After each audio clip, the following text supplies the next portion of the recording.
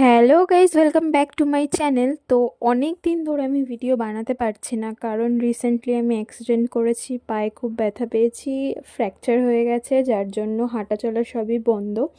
তো প্রায় এক সপ্তাহ হয়ে গেছে, এখন একটু সুস্থ আছি, পায়ে একটু ভর দিতে পারছি। তো তার জন্য আবার নতুন ভিডিও নিয়ে চলে এসেছি তোমাদের সামনে।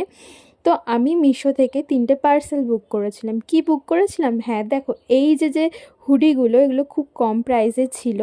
তো এই প্রাইস কম ছিল বলে আমি দুটো হুডি অর্ডার করেছি। আমি জানি না কোনটা রাখবো কোনটা ফেরত দেবো, বাট আমার দুটোই এত পছন্দ হয়েছে যে আমার কোনোটাই ফেরত দিতে ইচ্ছে করছে না।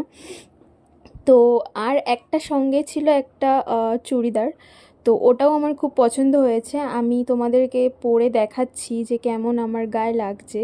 তো সবাই আমাকে বলো যে এটা কি আমার রাখা উচিত নাকি ফেরত দেওয়া উচিত, কারণ আমার তো খুব পছন্দ হয়েছে। দেখো, রিজনেবল প্রাইসে যখন প্রোডাক্ট